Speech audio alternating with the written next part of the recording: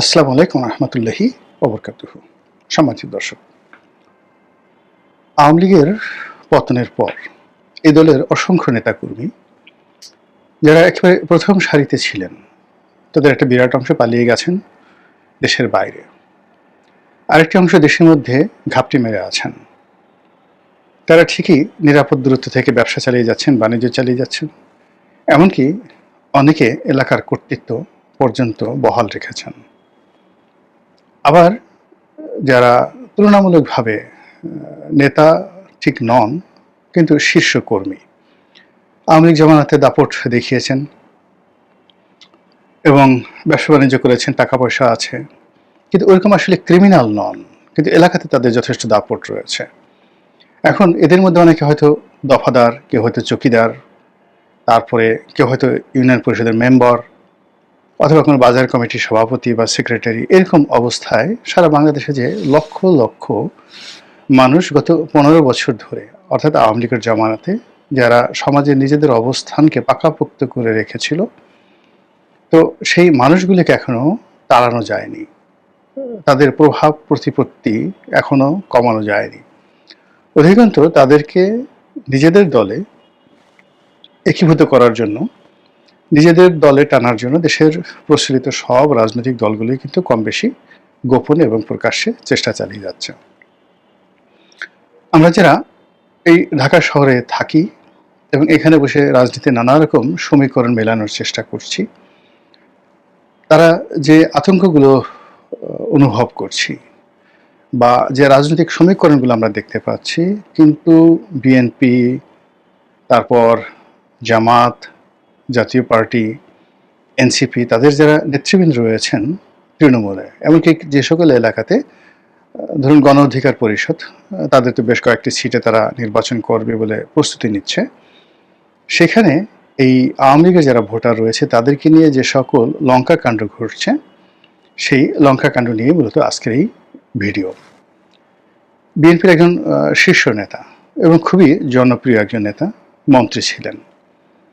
আমার সঙ্গে তার খুব ব্যক্তিগত বন্ধুত্ব রয়েছে এবং তিনি আগামীতে একটি আসন থেকে নির্বাচন করবেন। এজন্য একেবারে সর্বশক্তি দিয়ে তিনি সর্বাধিক চেষ্টা চালিয়ে যাচ্ছেন। দলের পক্ষে যত প্রচারণা করা দরকার, নিজের পক্ষে যত প্রচারণা করা দরকার, এবং দলের মধ্যে যারা প্রতিদ্বন্দ্বী রয়েছেন তাদেরকে মোকাবেলা করার জন্য সকল কাজ তিনি করে যাচ্ছেন।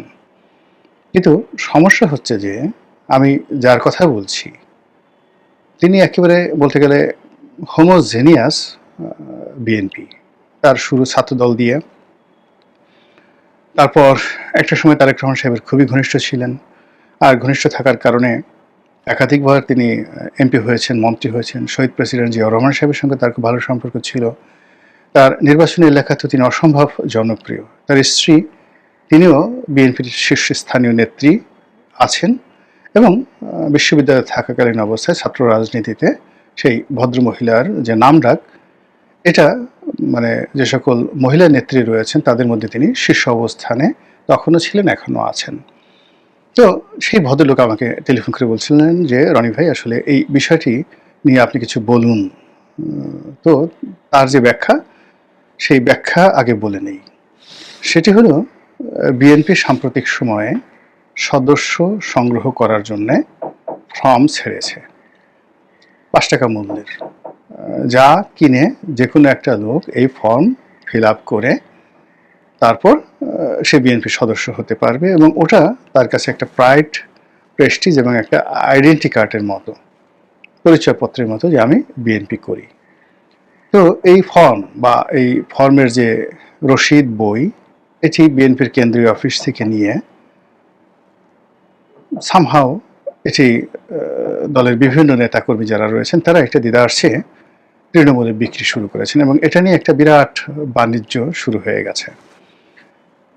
উনি যেটা বলছিলেন যে ফর্মের দাম 50 টাকা বা 5 টাকা, সেটি সংগ্রহ করা হচ্ছে, মানে কেন্দ্রীয় অফিস থেকে নিয়ে যাওয়া হচ্ছে বান্ডেল বান্ডেল টাকার মাধ্যমে। এখানে ডাজ নট ম্যাটার, এখানে নিয়ে যাওয়া হচ্ছে, এবং এটার কোনো বিধিবদ্ধ নিয়ম, রসিদ, তারপরে শেষে এটার যে একটা সিস্টেম থাকা দরকার, এটা বিএনপির কেন্দ্রীয় অফিসে নেই বলেই উনি সেটা অভিযোগ করলেন।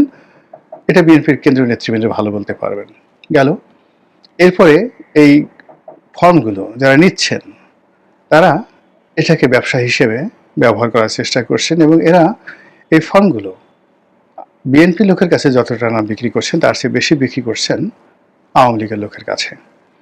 এবং এতে করে দেখা গেল যে সকল এলাকাতে রাজনীতির প্রতিদ্বন্দ্বিতা রয়েছে। এখন ধরুন আমি যার নাম বলছি তার নাম তার প্রতিদ্বন্দ্বী যিনি আছেন তিনি তো ক্ষয়ের অনেক টাকা আছে এবং যাকে বলা হয় তিনি 2 হাতে টাকা খরচ করতে পারেন, কিন্তু বিএনপি রাজনীতিতে তার ওরকম কোনো ভূমিকাও নেই, লেখাপড়াও নেই, আবার গ্রহণযোগ্যতাও নেই। তার শুধুমাত্র একমাত্র শক্তি হলো টাকা। তো সেই টাকা দিয়ে তিনি এখন তার দল ভারী করার চেষ্টা করছেন। বিএনপির যারা ডেডিকেটেড লোক, যেহেতু আমি যার কথা বলছি তিনি মিস্টার ছাত্রদল করেছেন, যুবদল করেছেন, তারপরে একাধিকবার এমপি হয়েছেন, মন্ত্রী হয়েছেন, আবার যেন তেন মন্ত্রী নয়, খুব নাম করা মন্ত্রী হয়েছেন। কাজেই তাকে মোকাবেলা করা সম্ভব নয়। বিএনপির যারা মানে ডেডিকেটেড লিডার্স রয়েছেন, সাপোর্টার্স রয়েছেন, তারা মিস্টার এর সঙ্গে আছেন। আবার মিস্টার যেহেতু তার অর্থবিত্ত রয়েছে, ফলে বিএনপির নেতৃত্বের যেই জায়গাতে আর্থিক লেনাদেনার সুযোগ রয়েছে সেই জায়গাতে তিনি খুব চমৎকারভাবে, যেহেতু তিনি টাকা উপার্জন করেছেন, টাকা তিনি চমৎকারভাবে সেখানে তিনি খরচ করে মলম লাগিয়ে তারপরে তিনি বগল বাজাচ্ছেন। কিন্তু সমস্যা হলো যে এলাকাতে গিয়ে জাতীয়তাবাদী রাজনীতি করা বা বাংলাদেশি জাতীয়তাবাদী রাজনীতি করা তার পক্ষে সম্ভব হচ্ছে না। আবার বহিরাগত লোকজনদেরকে এনে তিনি যে এলাকায় দাপট দেখাবেন এটাও অতীতে সম্ভব হয়নি। এই কারণে হলো অতীতে যারা আওয়ামী লীগ তারা আওয়ামী লীগ করেছে, জাতীয় পার্টির লোকজন জাতীয় পার্টি করেছে, জামাতের লোকজন জামাত করেছে। আর এখন এই সময়টাতে কেবলমাত্র আওয়ামী লীগ ছাড়া প্রায় সব দলগুলোই কিন্তু যার যার অবস্থানে মনে করছে যে তারাই নির্বাচনে জয়লাভ করতে পারবে। এনসিপি তাদের ক্ষুদ্র সামর্থ্য থাকা সত্ত্বেও তারা চেষ্টা করে যাচ্ছে এবং কোনো টাকাওয়ালার টাকা দ্বারা তারা ক্রয় বিক্রয় হবে এখনও এনসিপিকে দেখে সেটা মনে হচ্ছে না। জামাত যেখানে আগামী দিনে এনসিপি এবং জামাত সম্মিলিতভাবে তারা সরকার গঠন করবে, তো এরকম একটা ট্রাস্ট থেকে তারা সারা বাংলাদেশে প্রায় সর্বত্রই তারা তাদের প্রার্থী দ্বারা, সমর্থক দ্বারা, এরপরে তাদের কোয়ালিশন দ্বারা, সহযোগী দ্বারা তারা বিএনপির প্রতি চ্যালেঞ্জ ছুড়ে দিয়েছে এবং সেই চ্যালেঞ্জের মোকাবেলা করতে গিয়ে অনেক জায়গাতে আসলে বিএনপির প্রার্থীকে হিমশিম খেতে হচ্ছে। এই কারণে খেতে হচ্ছে যে এখানে হাইব্রিড বিএনপি, দুর্নীতিবাজ বিএনপি, টেম্পু স্ট্যান্ড দখল করা বিএনপি, তারপরে মাস্তান, চাঁদাবাজ, নেশাখোর বিএনপি, এই যে একটা তকমা জামাত শিবিরের লোকজন বিএনপির উপর চাপিয়ে দিয়েছে, এর ফলে কি হলো, সাধারণ যারা আম জনতা খুব সহজেই জামাতের যারা নেতৃবৃন্দ রয়েছেন তারা সেখানে ঢুকে পড়তে পারছেন। অন্য জায়গাতে কিন্তু সেই বিএনপির যারা ডেডিকেটেড নেতা, ক্লিন ইমেজের যারা নেতা, তারা এই দলের মধ্যে বিভিন্ন রকম গ্রুপ, উপগ্রুপ, অন্তর্দ্বন্দ্ব, সংঘাত এগুলো থাকার কারণে তারা সুবিধা করে উঠতে পারছেন না। এর বাইরে যে সকল মারামারি, কাটাকাটি, মামলা, মোকদ্দমা, হানাহানি নিজেদের মধ্যে হচ্ছে, সেখানেও পেছন থেকে পিঞ্চ করার জন্য জামাত শিবির যথেষ্ট চেষ্টা চালিয়ে যাচ্ছে। এর বাইরে যেটা হচ্ছে সেটা হলো সবচেয়ে বেশি গুরুত্বপূর্ণ, সেটা হলো আওয়ামী লীগের লোকজনদেরকে একীভূত করা। তো আওয়ামী লীগের লোকজনদেরকে একীভূত করার জন্য অনেক সময় দেখা গেল যে আমাদের যারা লোকজন আছে তারা একটা বুদ্ধি করে সেই বিএনপি লোক দিয়ে একটা মামলা করিয়ে তারপরে থানা, পুলিশ, প্রশাসনের মাধ্যমে আওয়ামী লীগের যারা লোকজন রয়েছে তাদের উপর রীতিমতো যে জুলুম অত্যাচারের স্টিম রোলার চালানো হচ্ছে তার দায় দায়িত্বটা পুরোটা বিএনপির ঘাড়ে চলে যাচ্ছে। আর রাতের আধারে জামাতের লোকজন গিয়ে সেই যারা আওয়ামী লীগের পরিবারের ভিকটিম তাদেরকে গিয়ে বলছে সি তাওবাস্তাগফিরুল্লাহ, এরকম দল ক্ষমতায় আসার আগেই এত বড় জালেম হয়ে গেছে, এরা ক্ষমতায় গেলে কি করবে।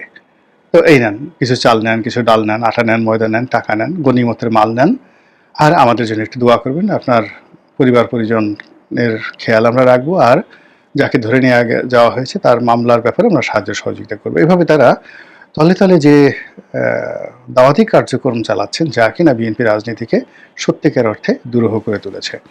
এই গেল একটা সমীকরণ। দ্বিতীয় সমীকরণ হলো যে ওই যে ফর্ম বিক্রির কথা বলছিলাম, সেই ফর্ম বিক্রির যে প্রচেষ্টা, সেটার মাধ্যমেও বিএনপির ওই যে হাইব্রিড যে গ্রুপটি রয়েছে, যারা এলাকাতে তাদের যারা প্রতিদ্বন্দ্বী রয়েছেন, ডেডিকেটেড বিএনপির যারা লোকজন রয়েছেন, তাদের সঙ্গে পেরে উঠছেন না। তখন এদের সঙ্গে মারামারি করতে হবে, কাটাকাটি করতে হবে, তার জন্য তো লোক ভাড়া করতে হবে। আর সেক্ষেত্রে আওয়ামী লীগের যে সকল লোক রয়েছে তাদের চেয়ে রিলায়েবল ভাড়াটিয়া লোক এই মুহূর্তে মার্কেটে দ্বিতীয়টি নেই।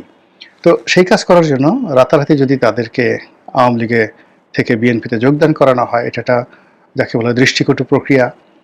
লোক জানাজানি হবে, সিসি করবে, প্রতিপক্ষ যারা আছে তারা গিয়ে হাইকমান্ডকে জানাবে। কিন্তু এর চাইতে বরং এই যে ৫ টাকা মূল্যের যে ফর্ম, এটা দিয়ে অনায়াসে আওয়ামী লীগের নেতাকর্মীদেরকে বিএনপির মধ্যে একীভূত করা যাচ্ছে।